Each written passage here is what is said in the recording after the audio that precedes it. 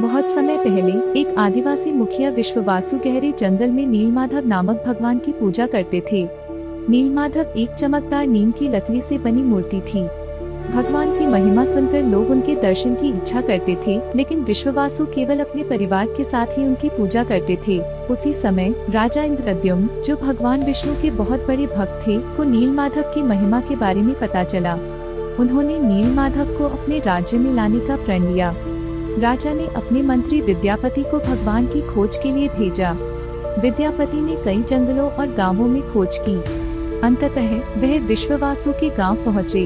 विद्यापति ने आदिवासी मुखिया विश्ववासु से भगवान नीलमाधव को देखने की प्रार्थना की, लेकिन विश्ववासु ने मना कर दिया। विद्यापति ने उनकी बेटी ललिता से विवाह कर लिया और धीरे धीरे विश्ववासु का विश्वास जीता। एक दिन जब विश्ववासु जंगल में गए हुए थे, ललिता ने विद्यापति की आंखों पर पट्टी बांधकर उन्हें नीलमाधव के दर्शन करवाए। हालांकि विद्यापति ने रास्ते में सरसों के बीज गिरा दिए ताकि वह बाद में उस स्थान को पहचान सके। जब राजा इंद्रद्युम्न नीलमाधव को लेने वहां पहुंचे, तो भगवान अचानक अदृश्य हो गए। यह देखकर राजा बहुत दुखी हो गए और उन्होंने भगवान की प्रार्थना की। भगवान विष्णु ने राजा इंद्रद्युम्न को एक सपना दिया। उन्होंने कहा, तुम समुद्र के किनारे एक नीम का पेड़ पाओगे, उसी पेड़ से मेरी नई मूर्ति बनवाओ।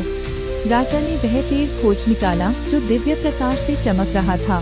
राजा ने मूर्ति निर्माण के लिए एक कारीगर की खोज की। एक वृद्ध व्यक्ति जो वास्तव में विश्वकर्मा थे ने मूर्तियां बनाने का वचन दिया। उसने शर्त रखी कि जब तक मूर्तियां पूरी न हो जाएं, कोई उसे नहीं देखेगा। कई दिन बाद राजा चिंतित होकर कमरे का दरवाजा खोलते हैं। जैसे ही दरवाजा खुलता है, कारीगर गायब हो जाता है। भगवान की मूर्तियां अधूरी रह जाती हैं। भगवान ने राजा को स्वप्न में बताया कि यही उनकी दिव्य रूप है। राजा ने उन मूर्तियों को जगन्नाथ, बलभद्र और सुभद्रा के रूप में मंदिर में स्थापित किया। हर साल भगवान जगन्नाथ, बलभद्र और सुभद्रा अपनी रथ यात्रा पर निकलते हैं। इस यात्रा में भगवान अपने भक्तों से मिलने आते हैं। यह है कथा भगवान नीलमाधव की। बोले जय जगन्नाथ।